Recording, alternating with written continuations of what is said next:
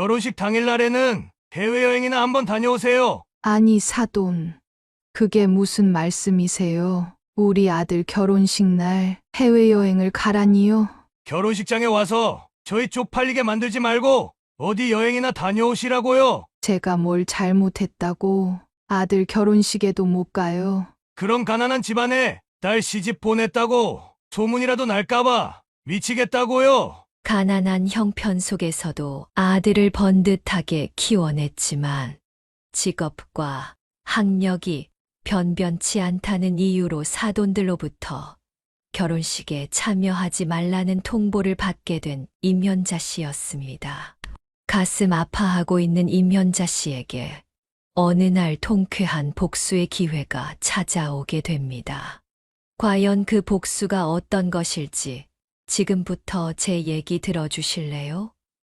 영상 후반부에 정말 통쾌한 복수가 기다리고 있으니 끝까지 들어주시면 감사하겠습니다. 그리고 사연 시작 전 먼저 눌러주시는 구독과 좋아요, 저에게 가장 큰 힘이 됩니다. 지금 바로 좋아요 한 번씩 부탁드리며 바로 사연 시작하겠습니다. 여러분, 안녕하세요. 제 이름은 임현자입니다. 한 평생 가난은 저와 뗄래야 뗄 수 없는 관계였습니다. 태어나면서부터 마치 그림자처럼 저를 따라다니는 것만 같았지요. 노점상에서 김밥과 떡볶이를 팔며 생계를 이어가던 날들이 지금도 생생하게 떠오릅니다. 아침이면 작은 리어카를 끌고 길거리 한편에 자리를 잡았습니다. 매일 같은 자리에서 일을 하다 보니 단골 손님들도 생겼고 사람들은 제 가게를 지나칠 때마다 떡볶이 냄새가 정말 끝내주네요. 라며 웃음을 지어주곤 했습니다. 아들의 친구들도 종종 제 노점상에 놀러 오곤 했어요. 엄마가 만들어주는 떡볶이보다 더 맛있어요. 라는 아들 친구들의 칭찬은 제게 큰 위안이 되었습니다. 아들 친구들에게 돈 한 푼 안 받고 컵에 떡볶이를 가득 담아주면서도 저는 오히려 기뻤습니다. 아들 친구들이 웃으며 고마움을 표현할 때면 제 아들이 친구들과 잘 어울리고 있구나 하는 안도감이 들었습니다. 어쩌면 제 손에서 만들어진 떡볶이 한 컵이 누군가에게 행복을 주는 순간이 된다는 것 자체가 제가 살아가는 이유가 되었는지도 모르겠습니다. 하지만 그런 소소한 행복 뒤에는 늘 고된 현실이 있었습니다. 하루하루를 버티기 위해서는 포기해야 하는 것도 많았으니까요. 아들을 위해 더 열심히 일해야 한다는 마음 하나로 쉴 새 없이 움직였습니다. 그러던 어느 날 아들이 다니던 초등학교 운동회가 열린다는 소식을 듣게 되었습니다. 아들이 기대에 부푼 목소리로 엄마, 운동회 꼭 와야 돼요. 라고 말하던 모습이 아직도 생생합니다. 하지만 운동회 당일 이상하게 가게에 손님들이 끊임없이 몰려들었고 줄까지 서기 시작했습니다. 이런 적이 잘 없었는데 말이죠. 손님들이 줄어들자 저는 서둘러 김밥 몇 줄을 준비하고 가게를 정리했습니다. 하지만 학교 운동장에 도착하니 이미 운동회가 한창 진행 중이었습니다. 부모님과 함께 음식을 나누며 웃고 있는 아들 친구들 사이에서 제 아들은 먼 하늘을 보며 우두커니 혼자 앉아 있었습니다. 그 순간 제 가슴이 철렁 내려앉더군요. 운동회 날인데 혼자서 얼마나 외로웠을까? 라는 생각이 들었습니다. 저는 김밥을 손에 쥔 채 아들의 이름을 크게 부르며 일부러 더 환하게 웃으며 뛰어갔습니다. 그러나 아들은 고개를 돌리며 저를 외면했습니다. 엄마, 옷이 이게 뭐예요? 친구들, 부모님들은 다 멋지게 입고 오셨는데 왜 엄마는 솔직히 너무 부끄러워요. 아들의 말에 순간 머릿속이 하얘졌습니다. 장사하느라 기름 냄새와 양념이 묻은 옷을 그대로 입고 왔거든요. 아들 친구들의 부모들은 깔끔하고 단정한 옷을 입고 있었는데 저만 일하던 옷을 그대로 입고 왔으니 아들 앞에서 제 스스로가 너무 초라하게 느껴졌습니다. 속으로 눈물이 나왔지만 티내지 않으려고 애썼습니다. 아들에게 조용히 김밥을 건네며 말했습니다. 엄마는 다시 돌아갈 테니까 친구들과 맛있게 나눠 먹으렴. 하지만 그 순간에도 제 마음 한구석은 무너지고 있었습니다. 한 푼이라도 더 벌어보려고 그런 건데 우리 아들에게 상처를 주게 된 건 아닐까? 라는 생각이 머릿속에서 떠나지 않았습니다. 아들에게도 가난이 상처가 될 수 있다는 사실이 너무 마음 아팠습니다. 속으로 눈물을 삼키며 집으로 걸어가고 있는데 뒤에서 아들이 큰 목소리로 저를 불렀습니다.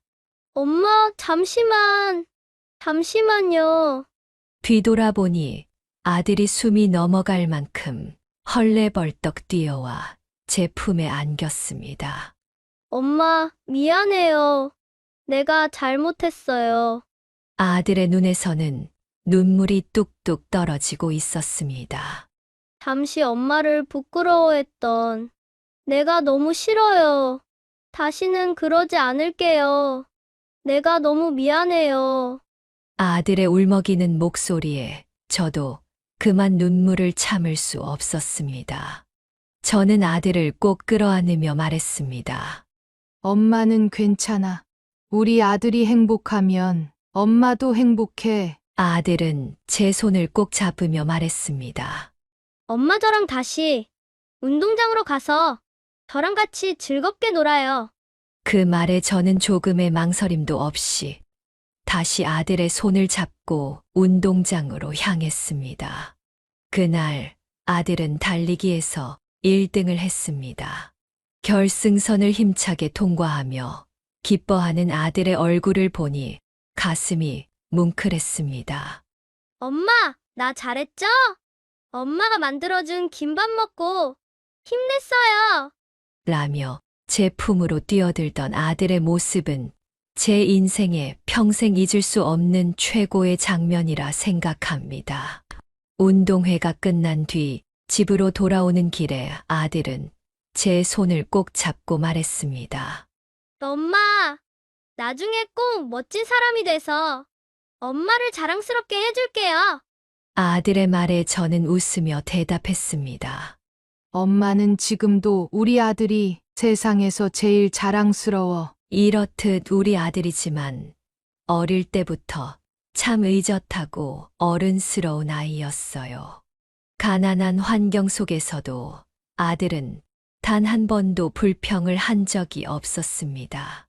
힘들고 부족한 형편에서도 가난을 탓하지 않았고 늘 열심히 공부하며 사고 한 번 치지 않는 모범적인 아이로 자랐습니다. 경제적으로 힘든 상황과 아빠 없이 자라는 환경은 분명 아들에게도 무거운 짐이었을 텐데 그런 모습을 내색하지 않는 아들을 보며 저는 마음이 아프면서도 동시에 참 대견하다는 생각이 들었지요. 그런 아들은 제 삶의 유일한 희망이자 빛이었습니다. 아들을 위해서라면 무엇이든 할 수 있을 것 같았습니다. 하루하루를 고된 노점상으로 버티며 지내는 동안 제 안에서는 더 나은 미래를 향한 의지가 커져갔습니다. 가끔은 노점상 일을 언제까지 해야 할지 고민에 빠지기도 했습니다. 그러던 중 저는 새로운 결심을 했습니다. 아들을 위해 조금 더 나은 환경을 만들어주기로 한 거였죠. 바로 노점상을 정리하고 커피와 토스트를 파는 어엿한 제 가게를 열기로 한 것입니다. 익숙하지 않았던 커피 머신 소리와 토스트를 굽는 고소한 냄새가 새로운 일상이 되었고, 미래를 위해 더 큰 도약을 준비하는 과정이라 생각했습니다. 한편 아들은 대학에 진학한 후에도 늘 아르바이트를 하며 자신의 생활비를 벌었습니다. 저에게 부담을 주지 않으려는 아들의 모습이 안쓰럽기도 했지만 한편으로는 대견했습니다. 바쁜 학업과 아르바이트를 병행하며 한 번도 불평을 하지 않았어요. 그런 아들이 어느 날 제게 진지한 표정으로 다가와 말을 꺼냈습니다.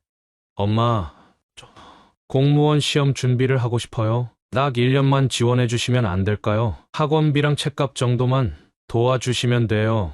아르바이트 하면서 시험 준비를 하기엔 너무 시간이 부족해서요. 딱 1년만 공부에 전념해보고 싶어요. 아들의 말을 들으며 저는 순간 가슴이 찡했습니다. 그 작은 부탁 속에 담긴 아들의 간절함이 느껴졌습니다. 넉넉지 못한 가정 형편을 누구보다 잘 알고 있는 아들이기에 얼마나 고민을 많이 하고 제게 어렵게 말을 꺼냈을지 충분히 짐작할 수 있어요. 그리고 그 순간 오래전의 기억이 다시 떠올랐습니다. 제가 노점상을 했던 곳이 관공서 근처였거든요. 멋있게 정장을 차려입은 공무원들이 제 노점상에서 아침에는 김밥을, 퇴근길엔 떡볶이를 사갔습니다.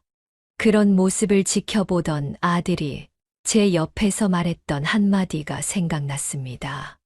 엄마, 저도 공부 열심히 해서 저 공무원 아저씨들처럼 깔끔한 정장 입고 일하고 싶어요. 그 한마디는 저를 웃게 하면서도 마음 한구석을 찌르는 아픔이었습니다. 아들이 공부를 하겠다는데 부모로서 도와주고 싶은 마음은 당연히 굴뚝 같았지만 제 형편의 아들을 도와줄 수 있을지 솔직히 자신이 없었습니다. 그동안 어렵게 모아놨던 얼마 안 되는 돈도 노점상을 그만두고 제 가게를 차리는데 모두 들어가 버렸기 때문입니다. 하지만 지금 아들이 공부에 전념할 수 있게 딱 1년만 도와달라며 도움을 요청하는 모습을 보니 다른 방법이 없었습니다. 내가 굴더라도 어떻게든 아들을 도와줘야겠다는 생각뿐이었어요. 엄마가 어떻게든 도와줄게. 넌 아무 신경 쓰지 말고 공부만 열심히 하면 돼. 아들은 제가 봐도 정말 최선을 다했습니다. 아침 일찍 학원에 가고 밤늦게까지 공부하며 하루도 허투루 시간을 보내지 않았습니다. 하지만 첫 시험에서는 아쉽게 떨어지고 말았습니다.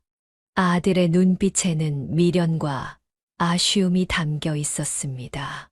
다시 한번 도전하고 싶지만 가난한 형편을 잘 아니 차마 저에게 다시 부탁을 하기 어려워하는 것 같았습니다. 그런 아들에게 제가 먼저 말했습니다.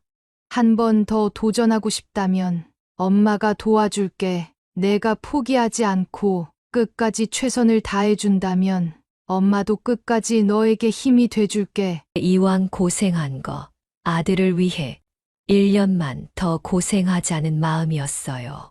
제 말에 아들은 눈물을 머금은 채 고개를 끄덕였습니다. 그리고 다음에 결국 아들은 공무원 시험에 당당히 합격했습니다. 합격 소식을 듣고 저는 아들을 끌어안고 눈물을 흘렸습니다. 엄마, 저 합격했어요. 그동안 도와줘서 너무 고마워요. 엄마가 먹고 싶은 거 안 먹고 사고 싶은 거 안 사며 저를 도와주신 거 너무 잘 알아요. 아들의 목소리에 담긴 기쁨과 감사를 들으며 지난 모든 고생이 한순간에 보상받는 기분이었습니다.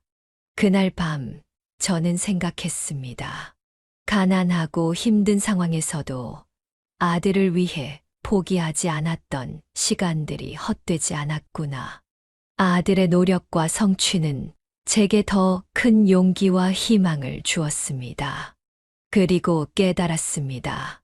가난이 우리 삶을 어렵게 만들었지만 더 나은 미래를 위해 우리는 포기하지 않고 하나씩 헤쳐나가고 있었던 거야. 아들은 이제 어엿한 공무원으로서 사회에 첫 발을 내디뎠습니다. 그 모습은 제게 자랑스러움 그 자체였습니다. 그리고 아들은 자신의 삶에 새로운 변화를 맞이하고 있었습니다. 어느 날 집에 와서 설레는 목소리로 말을 꺼내더군요.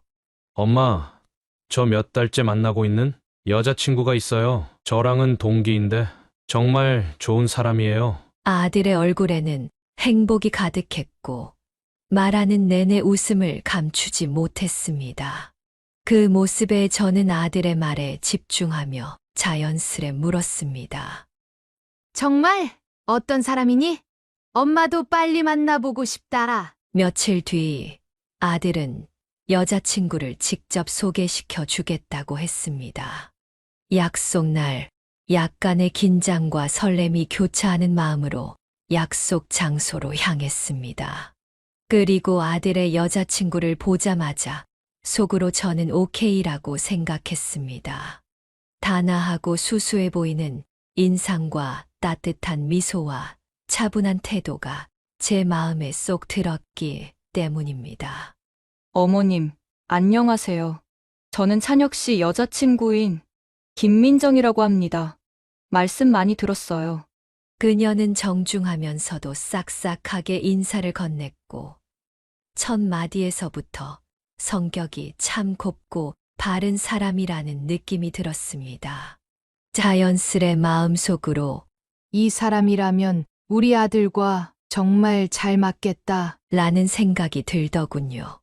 눈빛에서는 진심이 느껴졌고 말 한마디 한마디에서도 배려심이 묻어났습니다. 마음이 놓이는 동시에 어쩐지 뭉클하기도 했습니다. 엄마, 민정 씨 정말 괜찮은 사람이에요. 직접 만나보시면 분명 민정 씨를 마음에 들어 하실 거라고 생각했어요. 저는 웃으며 고개를 끄덕였습니다.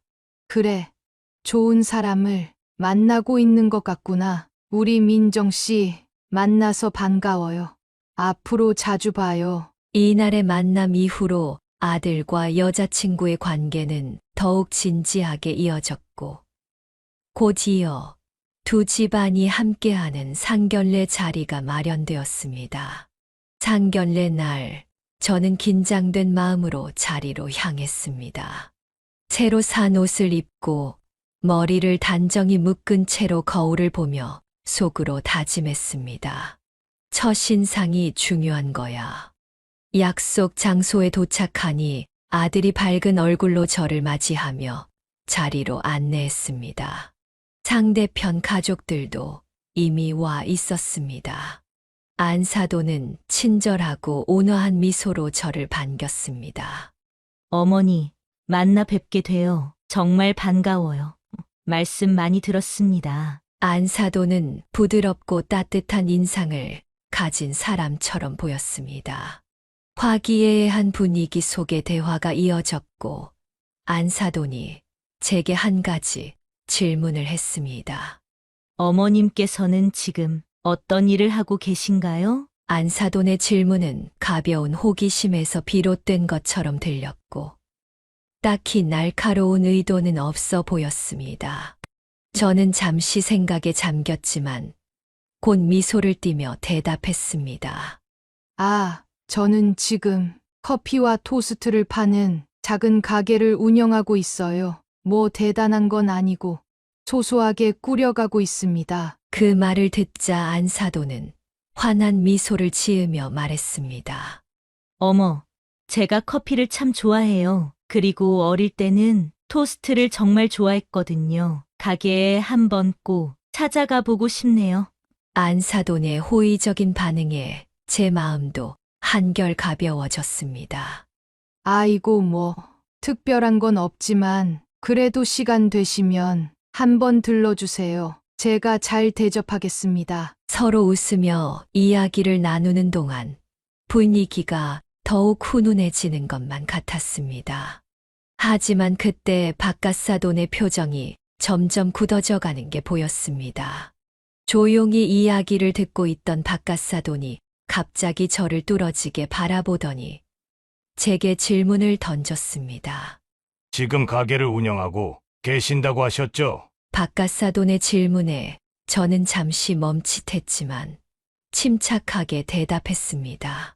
네, 커피와 토스트를 파는 작은 가게를 운영하고 있어요. 그때 갑자기 박갓사돈이 목소리를 높이기 시작하며 큰 소리로 말했습니다. 당신 노점상 했던 사람이잖아. 내가 모를 줄 알아? 내가 일하는 관공서 앞에서 김밥이랑 떡볶이 팔던 그 사람이잖아.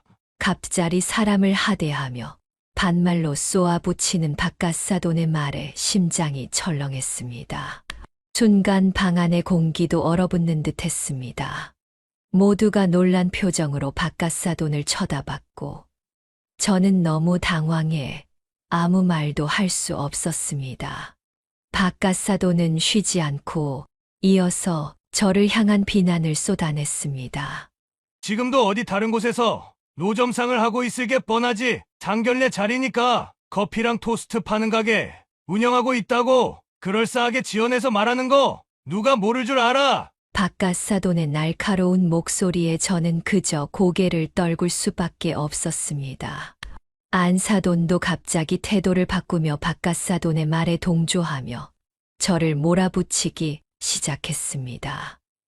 뭐야? 그 말이 사실이에요? 아니, 지금 길에서 노점상이나 하는 집에서 우리 딸을 데리고 가겠다는 거야? 민정아, 너 정신이 있는 거야, 없는 거야? 이런 집안에 시집을 가겠다니. 안사돈의 말은 제 마음을 더욱 무겁게 만들었습니다.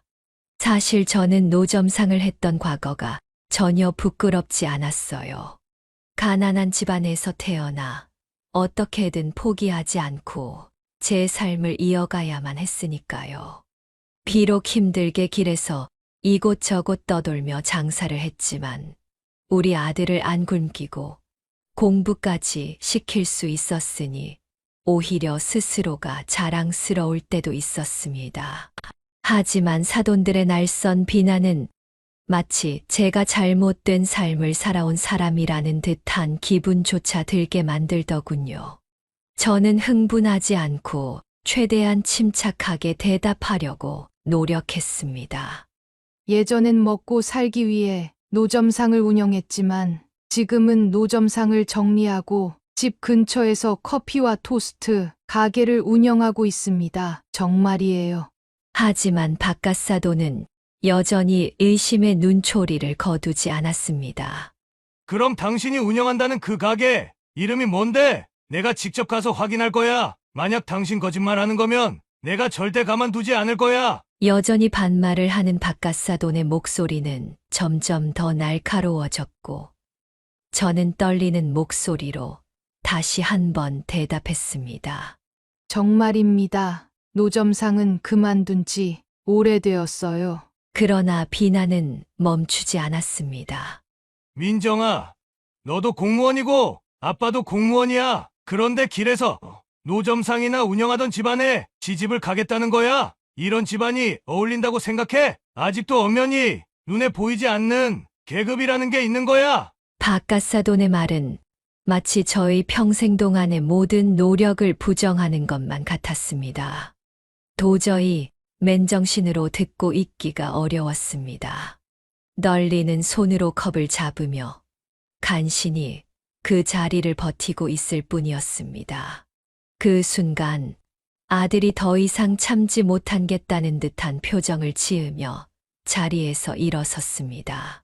아버님, 어머니, 너무하신 거 아닙니까? 저희 어머니에 대해서 얼마나 아신다고 그렇게 아무렇지 않게 모욕을 주실 수 있으십니까? 저희 어머님께서 얼마나 힘들게 저를 키우셨는지 아십니까? 사람으로서 그런 말씀들은 하시면 안 되는 거죠? 아들의 단호한 목소리에 저는 순간 울컥하고 말았어요. 아들의 단호한 목소리에 잠시 공기가 멈춘 듯한 침묵이 흘렀습니다. 그러나 박갓사돈은 곧이어 냉소적인 웃음을 지으며 다시 말을 이어갔습니다. 누가 고생 안 했댔어? 길에서 노점상 하려면 고생 많이 했겠지. 그렇다고 우리 딸을 그런 집안에 시집 보내라고? 이런 집안에 시집 보내려고 우리 딸을 공무원 만든 줄 알아? 적어도 상대 부모가 나처럼 공무원 정도는 하고 있을 줄 알았지. 근데 뭐 길에서 떡볶이랑 김밥이나 팔던 사람이 딸 아이 시부모가 되겠다니. 이런 황당한 일이 어디 있나? 박가사돈의 말은 날카로운 칼날처럼 가슴 깊숙이 박혀왔습니다. 그동안 최선을 다해 살아왔던 삶이 하루아침에 비웃음거리로 전락한 듯한 느낌이 들었습니다. 숨을 깊이 들이마시며 간신히 흥분을 억누르려 했지만 손끝이 떨리는 것을 멈출 수 없었습니다. 그때 아들 여자친구 민정이가 벌떡 자리에서 일어나 외쳤습니다. 아빠, 제발, 그만 좀 하세요. 저도 더 이상은 못 듣고 있겠어요. 민정의 목소리는 분명 떨리고 있었지만 분노와 실망이 가득했습니다. 그러나 박가사도는 멈추지 않았습니다. 오히려 더 큰 소리로 말을 이어갔습니다. 그렇게 공부해서 공무원까지 됐으면서 내가 이런 집안을 택한다는 게 말이 돼? 저는 더 이상 참을 수 없었습니다. 떨리는 목소리로 조심스럽게 말을 꺼냈습니다. 제가 그렇다고 다른 사람에게 피해를 준 것도 아니잖아요. 혼자 아들을 키우고 먹고 살려면 어쩔 수 없었어요. 누구나 인생을 살다 보면 힘든 시기가 있지 않나요? 저도 그런 시기를 겪었고 어떻게든 아꼈으며 돈을 모아 어엿한 제 가게를 차린 지도 벌써 몇 년이 지났습니다. 그 말을 하며 눈물이 차오르는 것을 간신히 참고 있었습니다. 저는 이어서 담담히 말했습니다. 저도 바깥사돈 기억나요. 저희 노점상 단골이셨잖아요. 거의 매일같이 찾아오셨으면서 그리고 살면서 길에서 파는 떡볶이 한 번, 붕어빵이나 호떡 한 번 안 사 먹어본 사람이 전국 팔도에 어디 있겠습니까? 박가사도는 얼굴이 일그러지며 당황한 듯 말을 더듬었습니다. 그건 그건 그냥 출출하니까 찾아갔던 거고, 아무튼 길에서 김밥이나 팔던 집안엔 우리 딸 못 보내. 이 결혼 없던 걸로 하지. 그 순간 아들이 자리를 박차고 일어나 단호하게 말했습니다. 저도 저희 어머니를 이렇게 모욕하는 집안과는 결혼 못 하겠습니다. 말씀하신 대로 이 결혼 없던 일로 하시죠. 아들의 목소리는 분명 강렬했지만 그 속에는 깊은 슬픔이 묻어 있었습니다. 아들은 곧이어 제 손을 잡더니 저를 이끌고 함께 상견례장을 박차고 나갔어요. 그날 이후로 아들의 표정은 눈에 띄게 어두워졌습니다. 힘들어하는 모습을 볼 때마다 마음이 찢어질 것 같았습니다. 저도 스스로 부끄럽지 않게 최선을 다해 살아온 시간들이었지만 박가사돈의 말에 인생 전체를 부정당한 것 같아 너무 힘든 시간들을 보내고 있었어요. 나의 존재가 아들에게 짐이 된 것 같아 밤마다 참을 수 없을 만큼 괴로웠습니다. 그런데 그로부터 얼마 후 안사돈으로부터 뜻밖의 연락이 왔습니다. 차분한 목소리였지만 어딘가 억지로 가라앉히고 있는 듯한 느낌이 들었어요. 다시 한번 만나서 얘기합시다. 지난번 상견례 자리에서 우리가 좀 실수를 했던 것 같아요. 안사돈은 지난 상견례에서의 언행이 딸을 사랑하는 마음에서 비롯된 과잉 행동이었다며 사과를 건넸습니다.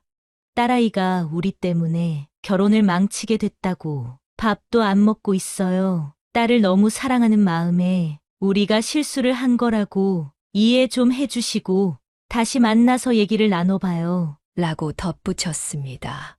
그 말을 들으니 지난번 상견례에서 느꼈던 수치와 모멸감이 다시 떠올랐지만 감정을 억누르고 아들에게 조심스레 이야기를 건넸습니다. 상대 부모들이 미안하다고 하니 딱 한 번만 더 만나보자고 말이죠. 잠시 고민하는 듯 하더니 마지막이라는 생각으로 우리 모자는 다시 자리에 나가기로 결정했습니다. 그러면서도 저의 마음은 무겁고 불안했습니다. 이번에도 그들이 저번처럼 나를 몰아세우면 어떡하나, 아들이 또 힘들어하면 어떡하나 하는 생각이 머릿속을 떠나지 않았습니다. 다시 마련된 상견례 자리에서 사돈들은 유독 조심스러워했습니다. 안 사돈은 이전 상견례에서의 태도를 반성하는 듯한 모습을 보였습니다. 지난번에는 저희가 좀 실수를 한 것 같아요. 딸을 너무 아끼다 보니 감정적으로 굴었던 것 같습니다. 이렇게 다시 만나 이야기를 나눌 기회를 주셔서 감사합니다. 안 사돈의 차분한 목소리와 진심 어린 태도에 조금은 마음이 누그러졌습니다. 하지만 바깥 사돈은 여전히 굳은 표정으로 앉아 있었습니다. 분위기가 조금 편안해지는가 싶더니 안 사돈이 갑자기 이해하기 어려운 말을 꺼냈습니다. 혹시 괜찮으시다면 결혼식 당일날에는 해외여행을 한번 다녀오시는 게 어떨까요? 순간 그 말의 의도를 이해하지 못하고 멍하니 물었습니다. 그게 무슨 말씀이신가요? 아들 결혼식 날 해외여행을 가라고요? 안 사돈은 곤란한 표정을 지으며 말을 이어갔습니다. 딸아이가 결혼하지 못하면 차라리 죽겠다고 밥도 안 먹고 투정을 부려서 결국 결혼은 어쩔 수 없이 허락하기로 했어요. 하지만 저희가 하객들 앞에서 얼마나 부끄러울지 생각해 보셨나요? 바깥 사돈이 바로 말을 이어갔습니다. 냉소적이고 비아냥거리는 말투였죠. 분명 소문이 날 겁니다. 제가 일하던 관공서 앞에서 노점상이나 하던 사람한테 딸을 시집 보냈다고요. 그 직원들 사이에서 그런 소문이 날 게 뻔하지 않겠습니까? 그러곤 제 앞에 봉투를 툭 던지며 비꼬듯 말했습니다. 한 300만 원 넣어놨습니다. 해외여행 가보신 적은 있으세요? 아마 없으실 것 같은데 이번 기회에 한번 다녀오세요. 결혼식에는 오지 마시고요. 그게 우리 딸과 저희 부부를 배려해 주시는 유일한 방법입니다. 말로는 설명할 수 없는 감정이 한꺼번에 밀려왔습니다. 부끄러움, 분노, 슬픔이 뒤섞여 몸이 떨릴 정도로 복잡한 심정이 되었습니다. 나의 모든 과거와 노력이 그들의 말 몇 마디로 산산조각이 나는 것 같았습니다. 그때였습니다. 아들이 자리에서 벌떡 일어나더니 바깥 사돈을 똑바로 쳐다보며 단호한 목소리로 말했습니다. 정말 너무하신 거 아닙니까? 아들의 얼굴은 분노로 새빨갛게 달아올라 있었습니다. 저희 어머니가 왜 제 결혼식에 오시면 안 되는 거죠? 왜 자식 결혼식에 부모가 올 수 없냐고요? 왜? 도대체 왜? 식당 안은 그 순간 정적에 휩싸였습니다. 아들의 말이 공기를 찢어놓듯 울려 퍼졌고 모두가 아들의 다음 행동을 주목했습니다. 아들은 바깥 사돈이 툭 던진 돈봉투를 집어들었고 억누르지 못한 분노로 손이 떨리고 있었습니다. 그리고 그 순간 손에 들고 있던 돈봉투를 바깥 사돈을 향해 있는 힘껏 내던졌습니다. 봉투는 공중에서 찢어져 버렸고 안에 든 돈이 사방으로 흩날렸습니다. 지폐는 마치 바깥 사돈을 조롱이라도 하듯 식탁 위와 바닥으로 흩어졌고 모두의 시선은 돈더미와 아들에게 쏠렸습니다. 이런 인간 같지도 않은 것들! 아들의 단호한 목소리와 분노가 식당 안을 가득 채웠습니다. 그리고 돈봉투를 맞은 바깥 사돈의 얼굴도 분노로 새빨갛게 변했습니다. 바깥 사돈도 자리에서 벌떡 일어서더니 소리를 질렀습니다. 너 지금 뭐 하는 짓이야? 목소리가 채 울려 퍼지기도 전에 바깥 사돈은 아들에게 다가갔습니다. 어디서 감히 어른한테 그런 짓을 해? 바깥 사돈은 아들의 어깨를 거칠게 잡아 흔들며 화를 냈습니다. 그 순간 아들의 얼굴도 얼음장처럼 차가워졌습니다. 경고했어요. 제 몸 건드리지 마세요. 잡는 것도 한계가 있습니다. 아들은 바깥사돈의 손을 강하게 밀쳐냈습니다. 하지만 다시 바깥사돈은 소리를 지르며 아들의 멱살을 잡았고 아들은 그런 바깥사돈이 난동을 부리지 못하게 순식간에 제압을 했습니다. 그 과정에서 테이블 위의 식기들이 엎어지며 요란한 소리가 났습니다. 접시와 유리잔이 깨지는 소리와 함께 식당 안은 순식간에 혼란의 도가니로 변했습니다. 안사돈과 민정이가 급히 끼어들어 말려보려 했지만 역부족일 뿐이었습니다. 식당 안의 손님들은 놀란 얼굴로 상황을 지켜보며 수군거렸습니다. 직원 중 한 명이 급히 경찰에 신고를 했습니다. 몇 분 후 경찰차가 식당 앞에 도착했고 경찰들이 급히 뛰어들어 두 사람을 떼어 놓았습니다.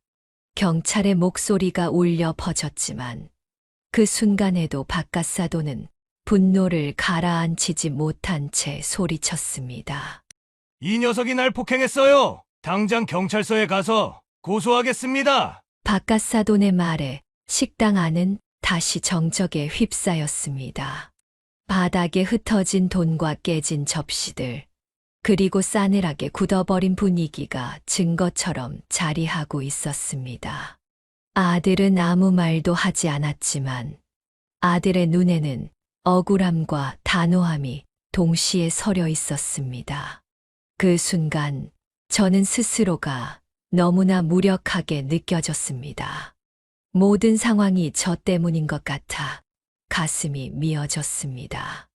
내가 과거에 노점상을 했다는 이유로 내 아들이 이렇게까지 치욕을 당하고 다쳐야 한다는 사실이 견딜 수 없이 아프게 다가왔습니다.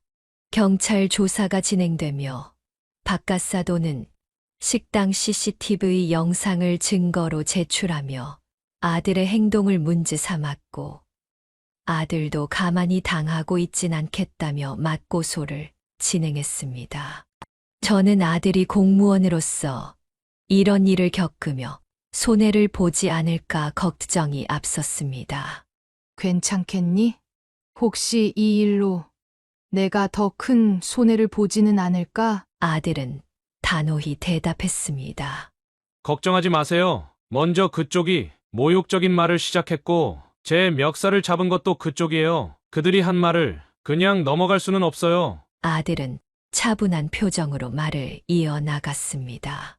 저도 생각이 있어요. 맞고소를 준비하고 있어요. 저쪽에서도 증거를 제출했으니 저도 그동안 있었던 모든 일들을 증거로 제출할 겁니다. 알고 보니 두 번째 상견례 때는 처음부터 끝까지 휴대폰으로 대화를 녹음하고 있었다고 합니다. 첫 상견례 때 저희 모자는 사돈들로부터 믿지 못할 모욕을 당하지 않았습니까? 그런데 두 번째 상견례라고 그런 모욕을 또 당하지 말라는 보장이 없다고 아들은 생각했나 봅니다. 아들은 두 번째 상견례 때의 모든 대화가 녹음된 녹음 파일과 식당으로부터 받은 CCTV 영상을 제출하고 법률 상담을 받으며 맞고소를 진행했습니다. 그런데 그로부터 며칠 뒤 안사돈에게서 전화가 걸려왔습니다. 이 전화를 받아야 되나 말아야 되나 고민이 됐지만 무슨 얘기를 하려는 건지 너무 궁금했습니다. 아들이 가르쳐준 대로 통화 녹음 버튼을 눌렀습니다. 안사돈의 목소리에는 이전과는 다른 긴장감이 묻어 있었습니다. 우리 남편이랑 당신 아들이랑 둘 다 처벌받아봤자 당신 아들만 손해일 겁니다. 당신 아들한테 폭력 전과 남으면 공무원 계속 못해요. 우리 남편도 공무원이지만 뭐 곧 퇴직이라 상관없습니다. 과연 누가 더 손해일까요? 아들이 공무원 시험 공부한다고 많이 힘들었을 텐데 아들이 잘리길 원하세요? 지금이라도 당신 아들 데리고 와서 둘 다 무릎 꿇고 사과하면 용서해 줄 테니 잘 생각해 보세요. 저는 아들에게 곧장 안사돈과의 통화 녹음을 들려줬습니다. 우리한테 무릎을 꿇고 사과를 하라니요? 이젠 엄마한테 전화해서 협박까지 하네요. 진짜 가만두지 않을 거예요. 아들은 단호하게 말하며 모든 자료를 공무원들이 이용하는 인터넷 사이트에 올리기로 결심했습니다. 이제 세상이 판단하게 두죠. 그들의 부끄러운 행동을 모두가 알게 될 겁니다. 아들은 박가사돈과 안사돈의 말과 행동이 담긴 녹음 파일, 가게 CCTV 영상, 그리고 식당에서의 대화 내용을 담은 증거들을 인터넷에 공개했습니다. 그리고 시작부터 지금까지의 과정을 상세히 작성하며 판단은 이 글을 보는 사람들에게 맡기겠다고 덧붙였습니다. 그 글과 영상은 아들과 박가사돈이 속한 공무원 조직 내부에 순식간에 퍼지기 시작했습니다. 그리고 댓글에는 우리를 응원하는 말과 함께 박가사돈과 안사돈을 비난하는 내용이 이어졌습니다. 어떻게 자식을 앞에 두고 부모 면전에 저런 말을 내뱉을 수 있지? 원래 저희 관공서 안에서도 안 좋은 소문이 엄청 많았던 사람이에요. 역시 대형 사고를 치고 말았네요. 부모님을 그렇게 욕보였으면 저 정도는 당연한 거죠. 정말 잘 참으셨네요. 저였으면 진짜 가만두지 않았을 겁니다. 10년 정도 전까지 저희 관공서 앞에서 김밥이랑 떡볶이 파셨던 분이시죠. 항상 어머님 가게에서 김밥으로 아침을 해결했던 기억이 나네요. 잘 지내시고 행복하셨으면 좋겠어요. 힘내세요. 저도 그때 어머님 가게에서 정말 잘 먹었던 기억이 나요. 아직도 그때 퇴근길에 사 먹었던 떡볶이 맛이 그립답니다. 힘내셨으면 좋겠고 어머님께 그런 몹쓸 말을 한 사람들은 꼭 벌을 받았으면 좋겠어요. 여론은 완전히 우리 편이었습니다. 사람들은 박가사돈과 안사돈의 행동을 질타하며 저희를 응원하는 댓글을 달아주었습니다. 그뿐만 아니라 아들이 일하는 관공서에서도 아들을 지지하는 동료들이 늘어났습니다. 동료들과 선배들은 따뜻한 말을 건네며 아들의 어깨를 두드려 주었습니다. 반면 박가사돈은 점점 더 외로워지고 고립되어 갔습니다. 공무원 내부에서도 동료들의 따가운 시선을 받았고 늘 자신을 볼 때마다 사람들이 수군거리는 걸 느꼈다고 합니다. 박가사돈은 더 이상 견디지 못한 듯 직접 아들을 찾아와서 사과를 했다고 합니다. 내가 잘못했네. 그는 어렵게 입을 열며 눈을 마주치지 못했습니다. 내가 너무 경솔했고 큰 실수를 했어. 미안하네. 정말 미안하다. 아들은 가만히 바라보며 아무런 말도 하지 않았습니다. 침묵이 이어지던 순간 아들이 천천히 입을 열었습니다. 저한테 미안하다고 하실 필요 없습니다. 저희 어머니께 먼저 용서를 구하세요. 어머니께서 그 사과를 받아주신다면 저도 이 일은 없던 일로 하겠습니다. 박가사돈은 당황한 듯 잠시 멈칫했지만 이내 고개를 끄덕였습니다. 알겠네. 내가 직접 어머니께 사과를 드리겠네. 그날 저녁 박가사돈에게 전화가 걸려왔습니다. 평소와는 다르게 낮고 조심스런 목소리였습니다. 여보세요. 제가 정말 잘못했습니다. 지난번 제 언행은 변명의 여지가 없습니다. 큰 상처를 드린 것 같아 진심으로 죄송합니다. 저를 용서해 주실 수 있을까요? 저는 여러 감정이 한꺼번에 밀려왔습니다. 분노와 모욕감, 그리고 아들에 대한 걱정까지 모든 게 얽혀 머릿속이 복잡했습니다. 그러나 그 순간에도 저는 아들의 모습을 떠올렸습니다. 이 모든 일로 인해 아들이 얼마나 힘들었을지, 얼마나 많은 스트레스를 받았을지 생각하니 마음이 아팠습니다. 무엇보다 이제는 아들이 이 일을 마음에서 놓아주고 다시 평온한 삶을 살기를 바랐습니다. 그런 마음에 저는 천천히 입을 열었습니다. 그 사과 받아들이겠습니다. 하지만 한 가지 조건이 있어요. 앞으로도 다른 누군가에게 절대 이런 상처를 주지 않았으면 합니다. 바깥사돈의 목소리는 한층 더 낮아졌습니다. 정말 고맙습니다. 앞으로는 이런 일이 없도록 하겠습니다. 바깥사돈은 먼저 아들에 대한 고소를 취하했고 아들도 며칠 내로 고소를 취하하기로 약속했습니다. 더 이상 저나 어머니가 이 일로 스트레스 받지 않았으면 좋겠어요. 아들의 말에 나는 그저 고개를 끄덕였습니다. 그날 이후로 아들의 표정은 조금씩 밝아졌습니다. 힘든 시간을 견뎌낸 만큼 우리 가족은 더욱 애틋해졌습니다.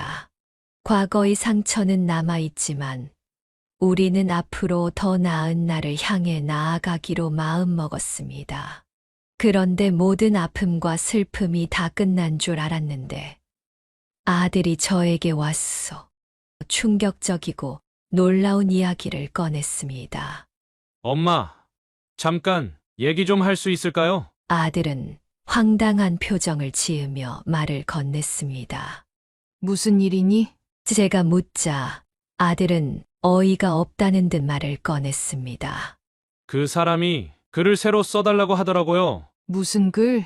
어떤 글을 쓰라는 거야? 아니 글쎄, 제가 인터넷에 올렸던 글 때문에 자신이 주위 사람들에게 너무 안 좋게 비춰지고 있는 것 같다고 하면서 새로 글을 하나 써달라고 부탁을 하더라고요. 서로 오해가 있었고 실수가 있었던 일이라고요. 저는 아들의 말을 듣고 속이 답답해졌습니다.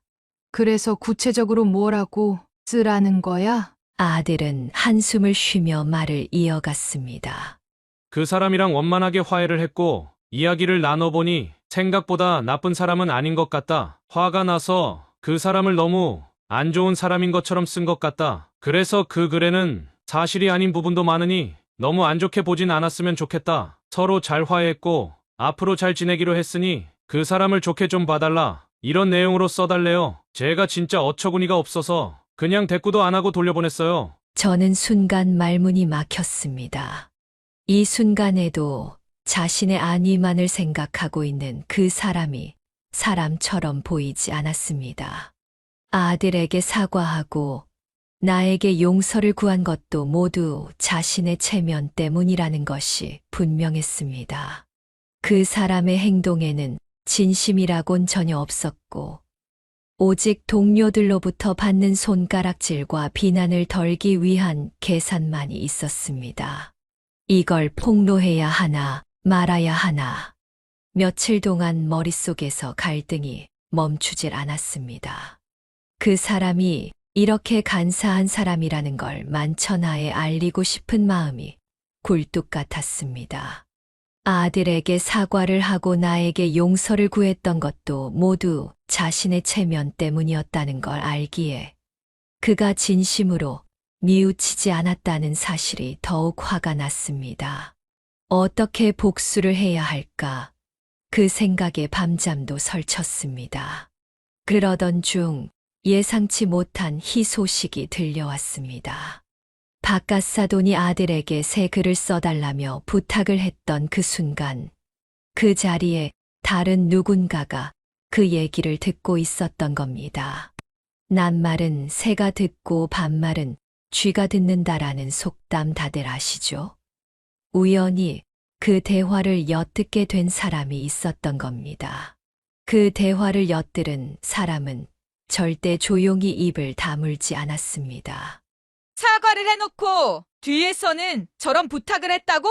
진심으로 사과한 게 아니라 자기 체면 때문에 그런 거였네. 라는 말이 빠르게 퍼져나갔습니다. 그동안 그 사람을 두둔하던 일부 동료들마저 모두 등을 돌리기 시작했고 동료들 사이에서는 그렇게까지 자기 입속만 챙길 줄은 몰랐다. 는 비난이 끊이지 않았습니다. 사람들은 이제 그 사람을 인간 취급조차 하지 않았습니다. 동료들은 그 사람을 대놓고 피했고 그 사람의 어떤 말도 더 이상 신뢰받지 못했습니다. 결국 그 사람은 더 이상 따가운 눈총을 버티지 못하고 정년을 채우기도 전에 퇴직을 하게 됐습니다. 그 소식을 듣는 순간 마음이 묘하게 가벼워졌습니다. 내가 굳이 나서지 않아도 그 사람이 저지른 행동이 결국 스스로를 망가뜨렸다는 사실에 너무나도 통쾌했습니다. 사람은 결국 스스로 만든 결과를 감당해야 하는 법이니까요. 이제는 이 모든 일이 끝난 것 같아 드디어 다시 평온한 일상으로 돌아갈 수 있을 것 같습니다. 여러분, 저는 인생은 결국 인과응보라는 말을 믿습니다. 제가 겪었던 이 일도 그랬습니다. 시간이 지나니 억울했던 순간들, 상처받았던 기억들이 저절로 정리되었고 하늘이 알아서 그들에게 적절한 대가를 치르게 했습니다. 혹시 여러분들에게도 큰 상처나 아픔을 줬던 사람이 있다면 그들에게 언젠가는 하늘에서 마땅한 벌을 내려줄 거라 생각합니다. 그러니 너무 억울해하지 마세요. 스스로를 지키고 상처에 너무 오래 머물지 않고 평온한 일상을 보내셨으면 합니다. 결국 하늘은 진심을 알아보고 열심히 인생을 살아가는 우리에게 더 좋은 날들을 선물할 거라 생각합니다. 지금까지 임연자 씨의 이야기를 끝까지 함께 해주셔서 감사합니다. 구독과 좋아요 아직 안 누르신 분들이 있으시다면 꼭 좀 부탁드리며 임연자 씨처럼 구독자분들이 가지고 있는 마음속 상처나 슬픔, 여러 고난들이 모두 해결되는 뜻깊은 한 해가 되길 진심으로 바라봅니다. 그럼 저는 다음 영상으로 다시 여러분들을 찾아뵙겠습니다. 감사합니다.